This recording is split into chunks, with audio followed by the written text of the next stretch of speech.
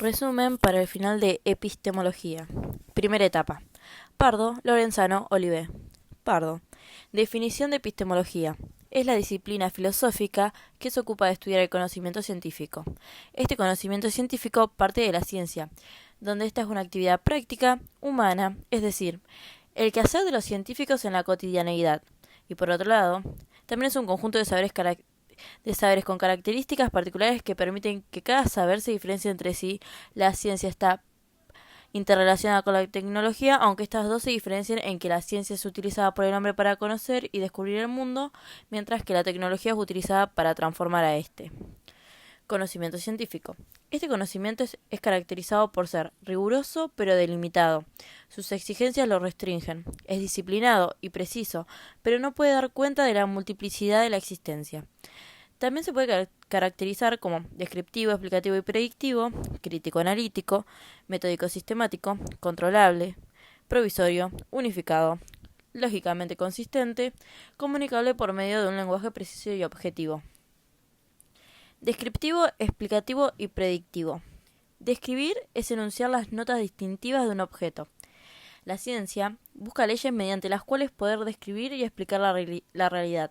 Estas leyes, estas proposiciones universales que expresan esas conexiones regulares que permiten explicar por un lado y por el otro predecir hechos particulares.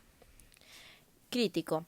Este rasgo esencial al que nos referimos alude a su carácter problemático y cuestionador. Preguntar. Esta actitud crítica antepone la duda al dogma, a la doctrina incuestionable. Saber fundamentado.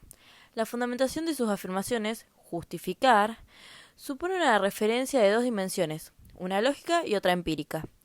La primera se relaciona con la coherencia entre las proposiciones que conforman la teoría, mientras que la segunda implica la necesidad de justificar sus enunciados mediante contratación empírica a través de una confrontación de la experiencia. Metódico. Métodes es una palabra griega cuyo significado alude a un camino por medio del cual aproximarse a lo que debe conocerse. En su sentido moderno, adquiere el concepto unitario que más allá implica la exclusión del error mediante verificación y comprobación. Un cuerpo de conocimientos para que hoy sea considerado como científico debe seguir ciertos procedimientos y ciertos pasos. Sistematicidad.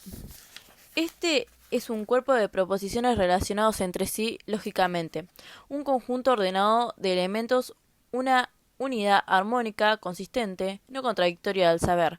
Nuevos conocimientos se integran a los ya establecidos. Comunicable mediante un lenguaje preciso. Tanto en la ciencia como también en la vida cotidiana, es necesario formular enunciados precisos. La ciencia siempre aspiró a la precisión. En la actualidad, tal aspiración se ha transformado en un requisito indispensable. Tiende naturalmente a eliminar la ambigüedad y la vaguedad. Aspira a crear un lenguaje ideal que sea plenamente exacto, que tenga un único sentido. Pretensión de objetividad. Es o pretende ser objetivo. Por objetividad hablamos de la capacidad del sujeto de elevarse por sobre todo conocimiento histórico y subjetivo, y de tomar la distancia suficiente respecto del objeto a conocer como punto de vista neutral. Las ciencias se dividen en formales y fácticas. Las ciencias formales, matemáticas y la lógica solo tienen existencia ideal, no existe en la realidad espacio-temporal. Sus enunciados son analíticos, constituyen relaciones entre signos vacíos de contenido empírico, el método es la demostración lógica y su verdad ha de ser necesaria. Ciencias fácticas, subdivididas entre naturales y sociales, distinción basada en los distintos objetos de estudio y tipo de conocimiento involucrado en cada una. Hay quienes sostienen que las sociales nunca pueden alcanzar metodológicamente la objetividad de las naturales. El primer modo de considerar las ciencias sociales ha sido el positivista. Reducción social a lo natural con la metodología de las ciencias naturales como único criterio evaluativo. Cada época ha pensado a la ciencia de una manera propia y particular. Actualmente, nuestra idea de la ciencia tiene un doble origen, uno remoto, en la antigüedad clásica, y otro reciente en la modernidad. Este conocimiento científico supone restringir el alcance del objetivo científico a aquello que efectivamente nuestra época no considera como tal. Siguiendo este criterio, no sería lícito, en términos estrictos, conceder a las ideas antiguas el atributo de la cientificidad, medidas desde los parámetros epistemológicos y metodológicos actuales, considerados como productos de la fantasía y de la dogmática. El término ciencia tiene también un sentido más amplio, por ejemplo, ciencia antigua. Se trata del saber que una época considera sólido. De este sentido amplio histórico de ciencia puede hablarse de tres grandes paradigmas: el premoderno, el moderno y el actual. El paradigma premoderno, la antigüedad y Edad Media. En la antigüedad los griegos tenían una palabra para los discursos explicativos y demostrativos, llamados logos, que descansa en la fundamentación. Esta se contraponía y a la vez se complementaba con mitos, otro tipo de discurso que se narraba sin necesidad alguna de demostración, cuya verdad no era necesaria justificarla. Esta contraposición es la que da el origen al concepto de ciencia. También tenían otra posición entre doxa, opinión, y epísteme, saber científico. Doxa es un saber no fundamentado, se obtiene espontáneamente, es asistemático, se mueve en el ámbito de la verosimilitud y es acrítico. Epísteme, por otro lado, es un saber fundamentado, requiere esfuerzo y fundamentación, es sistemático, pretende instalarse en la verdad y es crítico. El mundo de la Edad Media aporta todo lo derivado de la concepción cristiana de la vida. Ahora la realidad es lo divino y no lo racional. Sin embargo, en la base de todas estas diferencias entre la concepción griega y la cristiano medieval, existe un suelo en común. Un conjunto de características compartidas que son las que permiten hablar de un paradigma premoderno, y sus fundamentos son la comprensión científica del mundo, geocentrismo, se considera la Tierra como centro del universo, orden jerárquico, se concibe el universo como una gran escala o jerarquía de elementos que van desde la suma perfección, el Dios cristiano, a lo más imperfecto, los cuatro elementos clásicos: tierra, agua, aire y fuego. Orden teológico, se piensa que todo en el universo tiende hacia un fin, telos. Llámese este Dios para la religión, idea de bien para Platón o primer motor para Aristóteles. Finitud del espacio. Se cree en un universo cerrado y finito, vale decir con límites. Paradigma moderno. Se produce un giro en el pensamiento etnocentrista. La orientación de la cultura moderna ya no será lo divino, sino más bien la resolución de aquellos problemas prácticos teóricos originados por los cambios sociales que tuvieron lugar a partir de la aparición de la burguesía. La esencia de la modernidad, que está dada por la idea de la racionalidad plena, conlleva a las siguientes creencias: el mundo posee un orden racional matemático, confianza absoluta en el poder de la razón. El proyecto moderno de una racionalización plena de la realidad conlleva otros dos ideales: el de alcanzar un conocimiento universal y necesario del mundo, y a la vez el de lograr la formulación de una ética de validez universal. Creencia en el progreso social como consecuencia inexorable del desarrollo de la ciencia. El progresivo despliegue y avance del conocimiento científico se traslada a toda la sociedad, dando lugar a un orden social mejor y más justo, y además conlleva el supuesto de que todo el proceso de innovación en la ciencia es bueno. Por otro lado, el paradigma actual, caracterizado por un proceso de fragmentación del sentido, cada uno de los ideales de conocimiento de la modernidad, se rechaza la idea de verdad sostenida por la filosofía moderna. Se dice: no hay verdades universales, necesarias ni definitivas, sino más bien verdades provisorias y contingentes. Crítica y rechazo de los ideales éticos y del progreso social inherentes a la modernidad. Se descree de las grandilocuentes construcciones teóricas del pensamiento moderno y de la posibilidad de acceder por medio de ellas a un progreso social. Cuestionamiento a la ciencia y el cientificismo.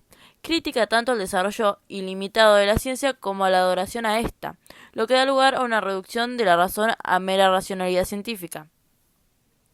La posmodernidad le criticaba al proyecto moderno, que dicho proyecto fracasó, en tanto que la idea del progreso a través de conocimiento no es suficiente para alcanzar el bienestar de la sociedad.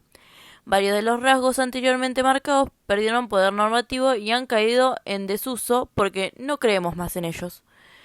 Caída de los ideales de conocimiento de la modernidad, crítica y rechazo de los ideales éticos y del progreso social inherentes a la modernidad.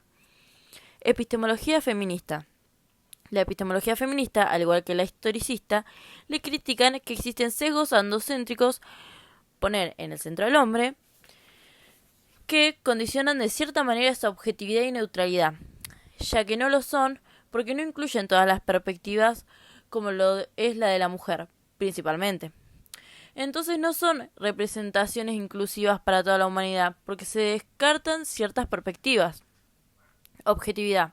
El feminismo cuestiona la posibilidad y el deseo de objetividad, su utilización como medio patriarcal del control. Se propone alcanzar una objetividad fuerte en donde todas las fuentes de error, tanto cultural como técnico, sean tomadas en cuenta, en el que la persona que investiga se coloque en el plano circunstanciado de lo investigado. Para que esto se dé, necesita 4 requisitos: reconocimiento critísimo, respuesta comunitaria, compartir estándares, equidad de autoridad intelectual. Universalidad. El feminismo critica que las leyes le proclaman universalidad. El feminismo critica que las leyes le proclaman universalidad.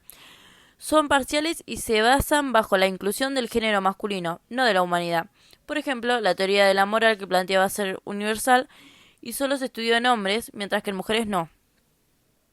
Lorenzano. Según Lorenzano, la segunda etapa por la que ha atravesado la filosofía de la ciencia es conocida como la etapa positivista o empirista lógica. Esta etapa se desarrolló a principios del siglo XX y estuvo influenciada principalmente por el Círculo de Viena, un grupo de filósofos y científicos que buscaban establecer una base científica sólida para el conocimiento. Durante esta etapa se buscaba establecer una metodología científica basada en la observación y la experiencia empírica. Los positivistas lógicos creían que el conocimiento científico debía basarse únicamente en hechos observables y verificables. Consideraban que las teorías científicas debían estar respaldadas por evidencia empírica sólida y que las afirmaciones que no podían ser verificadas empíricamente carecían de significado. En esta etapa se desarrollaron diversas herramientas lógicas y metodológicas para analizar y evaluar las teorías científicas. Se buscaba establecer criterios de verificación y falsación para distinguir entre afirmaciones científicas y no científicas.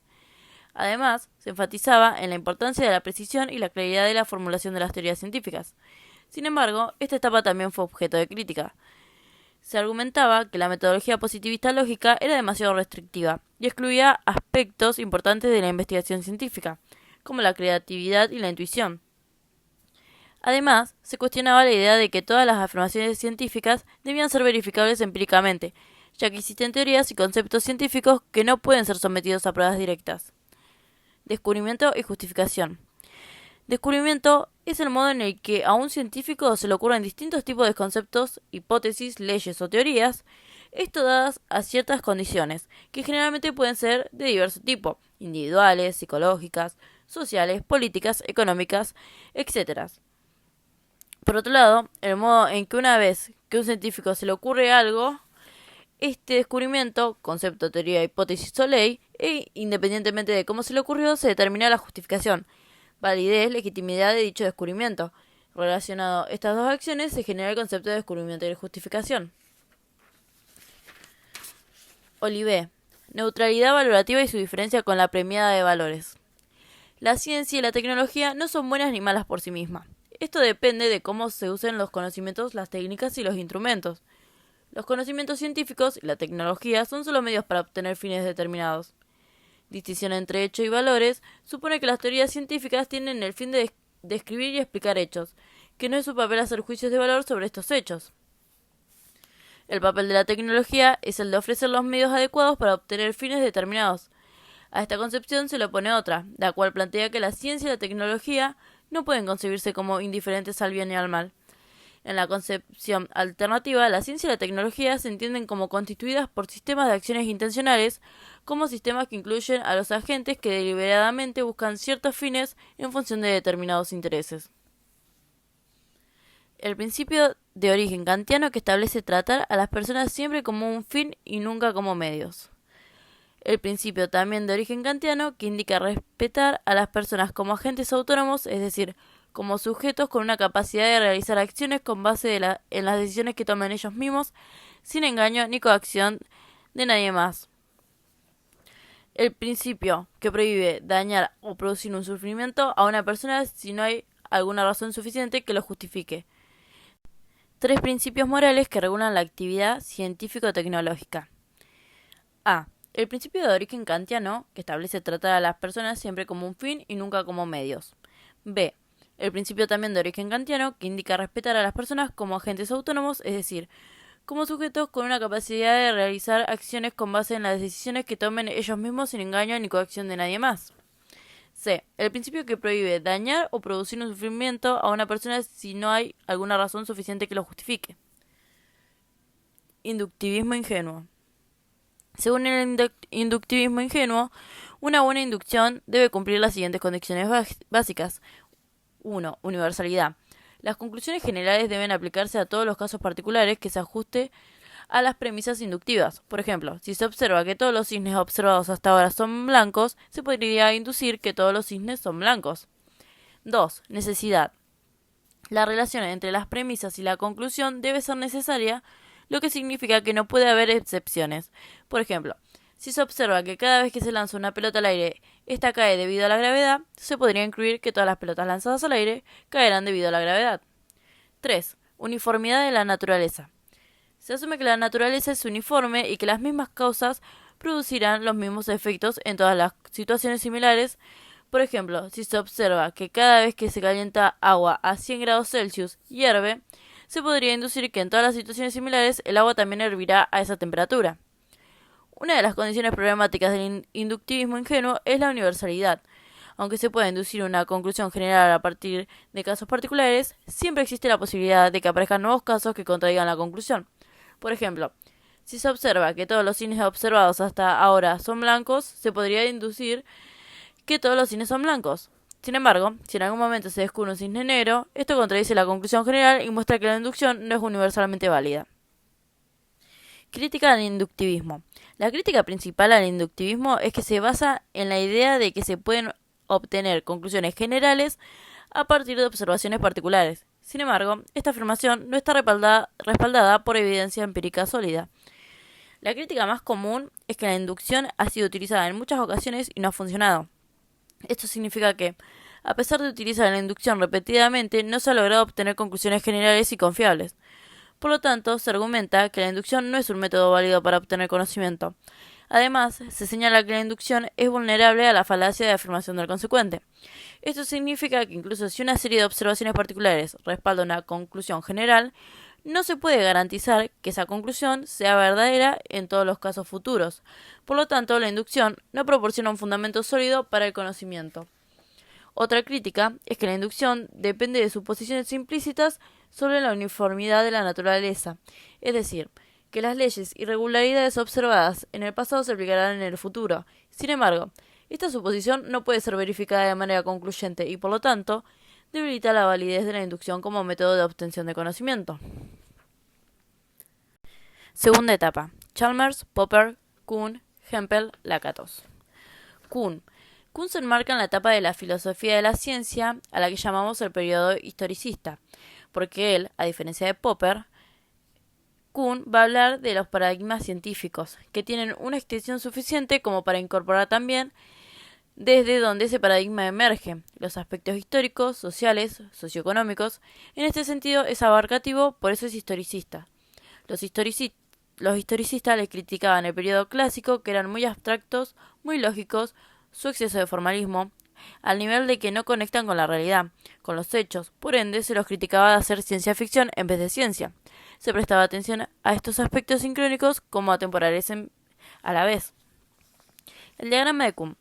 Gracias a este diagrama podemos ver cómo analiza Kuhn su filosofía de la ciencia, la que él propone.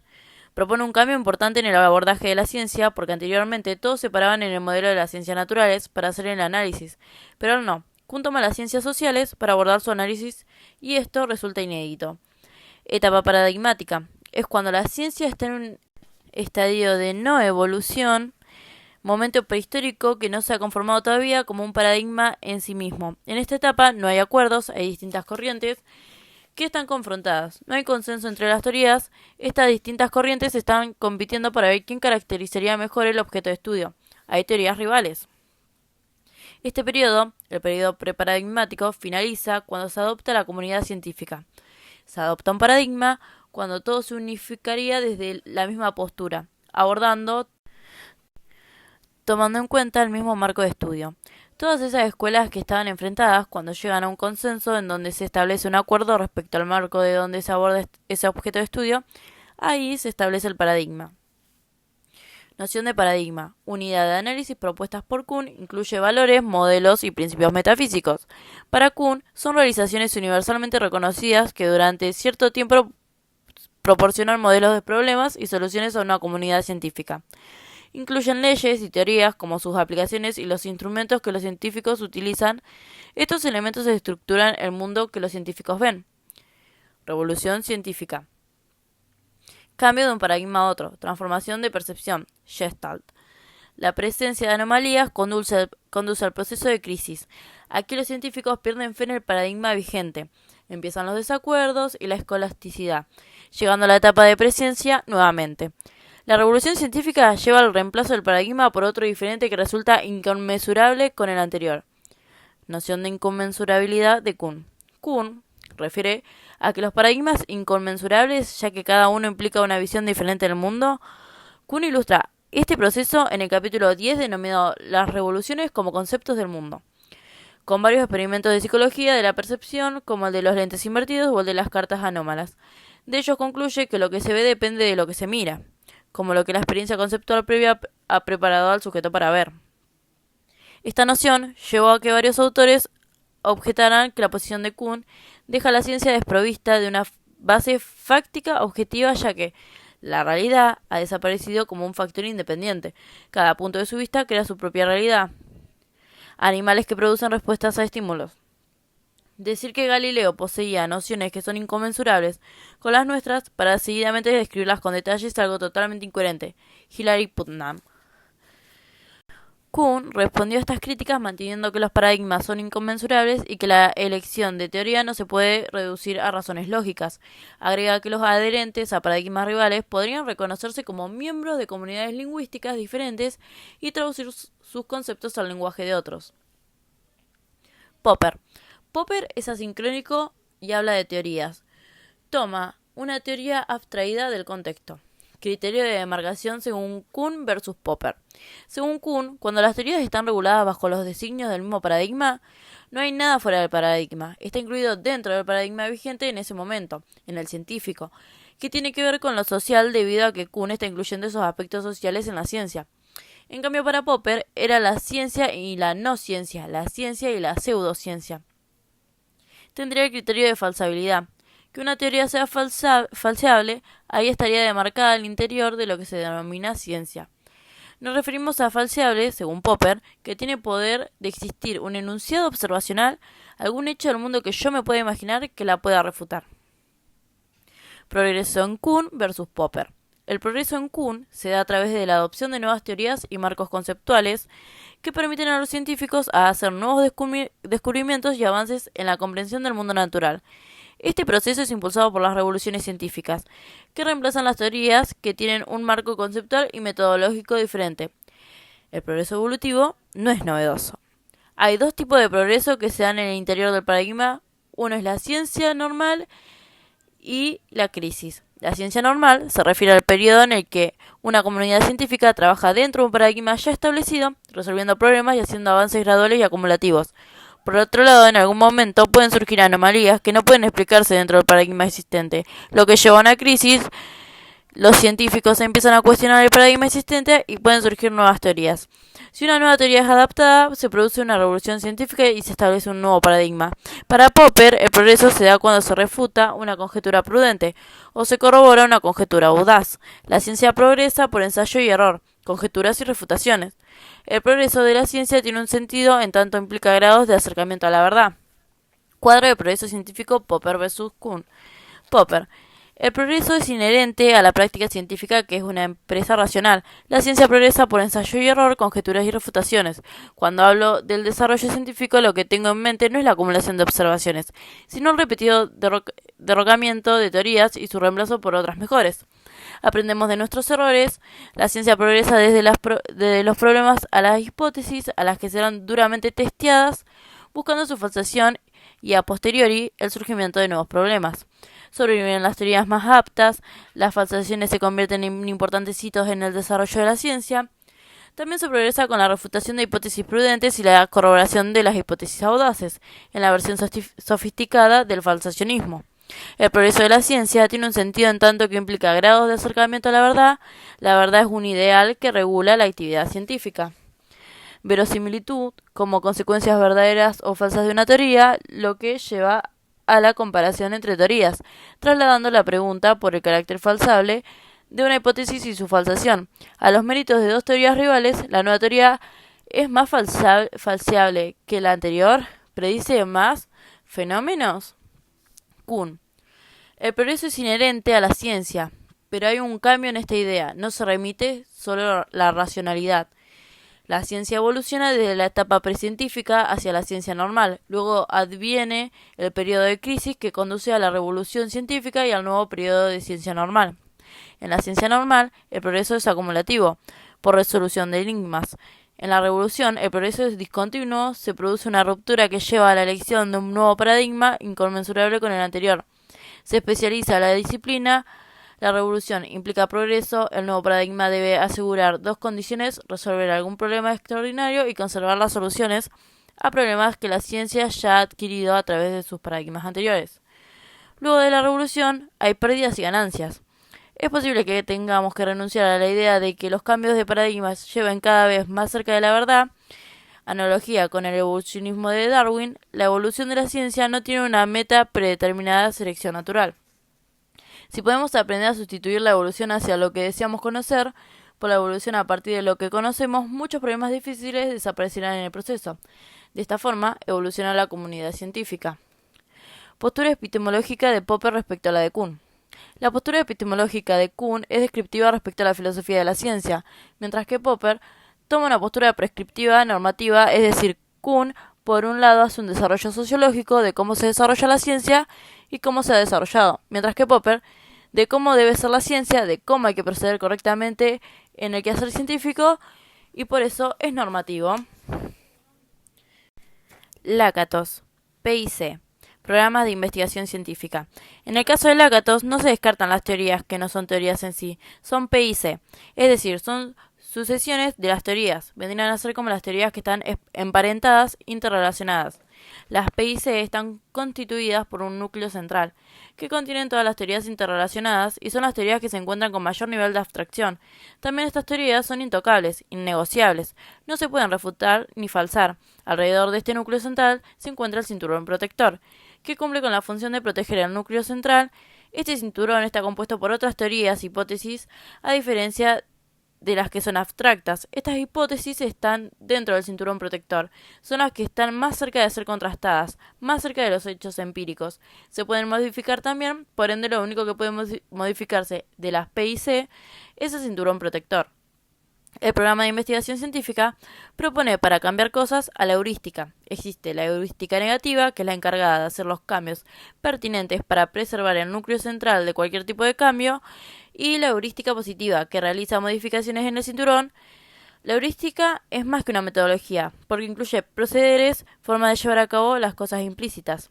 El PIC es progresivo, cuando dicho programa está siendo útil y fructífero para seguir resolviendo los problemas, las situaciones novedosas que surgen. Falsacionismo, Lakatos versus Popper. Para Lakatos, el falsacionismo de Popper va a ser ingenuo, mientras que el de Lakatos sería sofisticado, ya que para él las teorías no se descartan y quedan en el olvido. Para él, los PIC, programas de investigación científica, se siguen conservando. Pueden estar en un grado degenerativo o estancados, pero no significa que desaparecen, sino que pueden ser reflotados.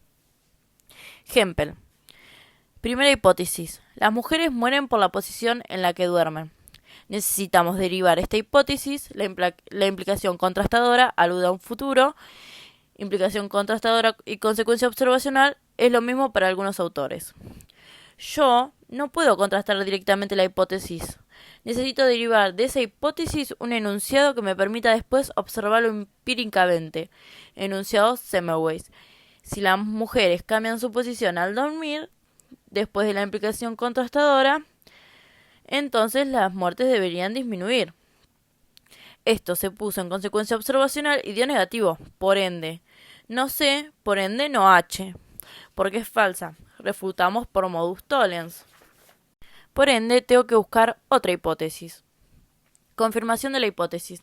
Tenemos una hipótesis. La materia cadavérica causa las muertes que se traslada en las manos de los practicantes, cuando atienden a las parturientas, en la que se transmite a partir de las heridas.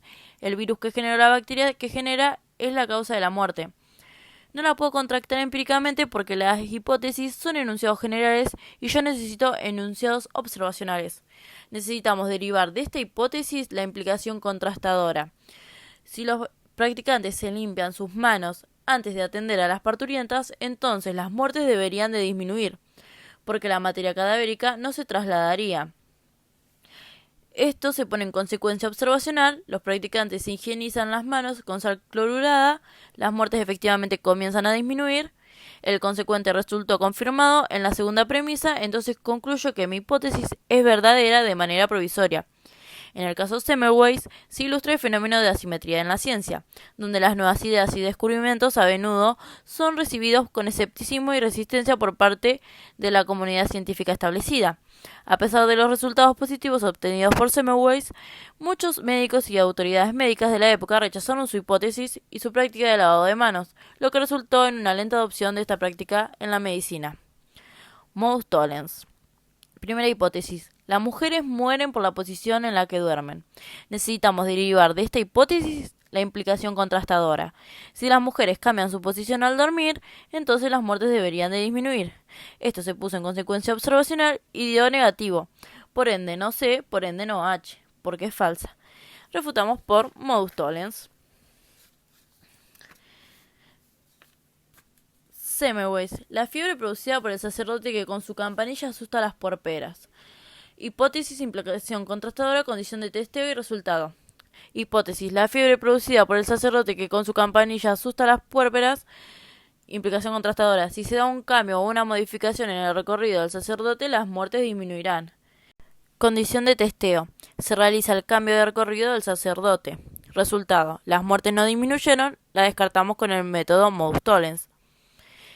H, I, C, E, no C, no H.